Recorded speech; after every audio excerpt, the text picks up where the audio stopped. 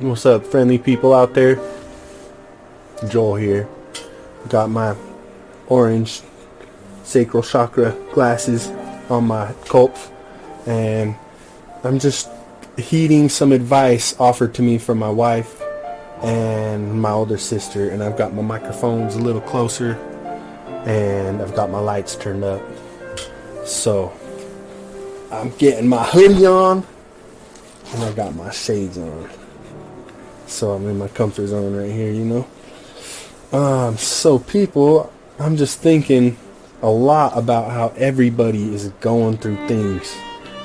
There's no way around it. If you're here on Earth at this time, you're probably going through something. You probably have a loved one who's experiencing pain or loss, or you yourself are experiencing these things, or have been through some trauma or some hardship, and that's just a part of this experience, as we all know and learn the hard way. At the same time, there's always that silver lining, and we try to keep our sights on that. It attracts us anyway, and the more that we focus on the good things that are happening in our life, then the more of that we allow to enter our lives. And I firmly believe that. And I think there's a similar analogy as we observe our bodies and the inner wisdom, or the inner physician, as Dr. Upledger speaks of, this intelligence inside of us, that as we believe in our body's potential to heal and trust in the instincts that we have inside of us, and even as we use our conscious mind by analyzing the gut instincts that we have, or the feelings that might seem to create a resonance or sensation into our heart center, there's significance there. It's good for us to give some say to what our body has to say, because a lot of times our desires and routines yield a more disturbance and turbulence, into the tissues of our body by eating inflammatory foods, and I'm guilty of this.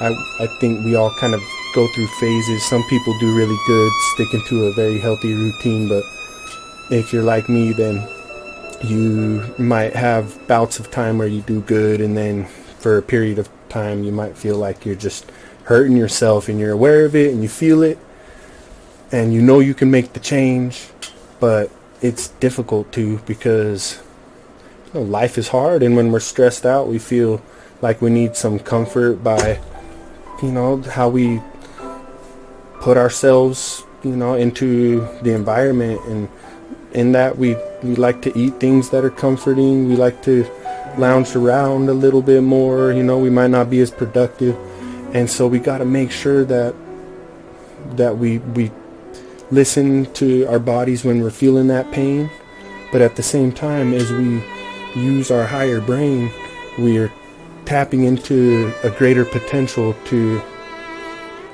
create the patterns in our brain to reinforce more healthy routines, like randomly wanting to drop down and do some push-ups, or do some stretches and do some deep breathing, because that's just so good for us. So there's never a time that it's not good to do things that are healthy for our body. And when we do those things, or even when we challenge our mental reserves by thinking, by choosing to think about more constructive ways of perceiving the reality that is around us, as well as we perceive it, and I think that our bodies, as we question our health, rightfully by the aches and pains we feel, that we know at the same time that there's a real intelligent nature in all of the tissues of our body and a great capacity for healing. And how I'm sure of that is by feeling changes in people's tissues in a matter of seconds while doing a very specific hold, say on an organ or a cranial bone that's experienced trauma and feels stuck in an area, might feel dense around one of the ligaments of the organ. And then as I gently engage the tissues and sink down to the level that this restriction or potential adhesion may be in the body, and really what I like to do is just sit with the body at that point.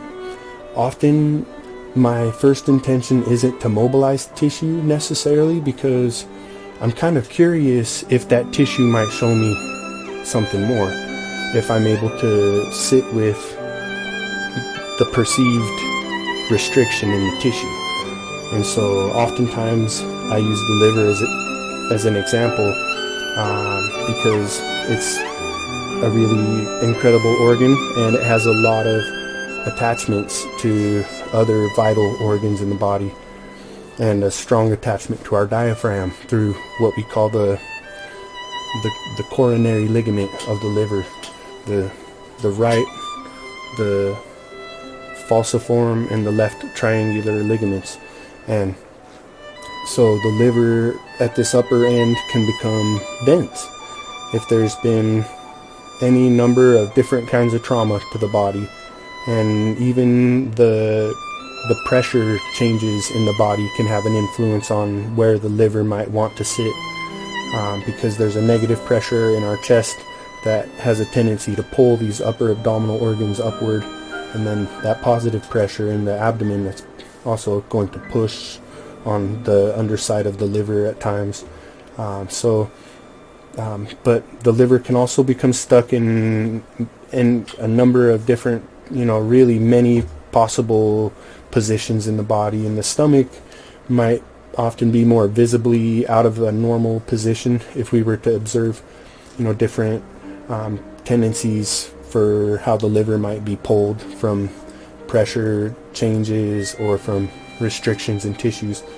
But no matter what our body's been through, our organs are alive, our tissues are alive, and there's great wisdom inside of our bodies, and our bodies appreciate being appreciated.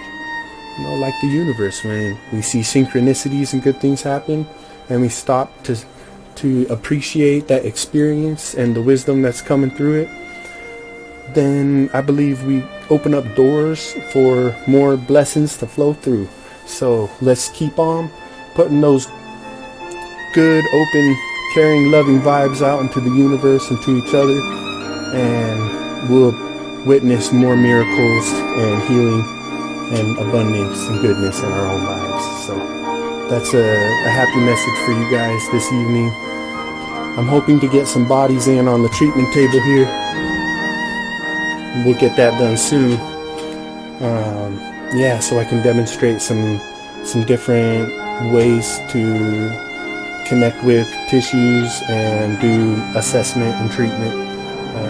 There's a whole library of knowledge out there, and I've just tapped into a few dozen books or so, but some really brilliant minds, and I find that each facilitator has been drawn to learn a specific blend of modalities, and I've just been so grateful for the intelligent, caring, intuitive facilitators and people out there who've created a lot of these works and shared them with me through many lovely instructors out there. And so hope y'all are doing good. Sending my best your way. We'll catch up again soon. Peace out, people.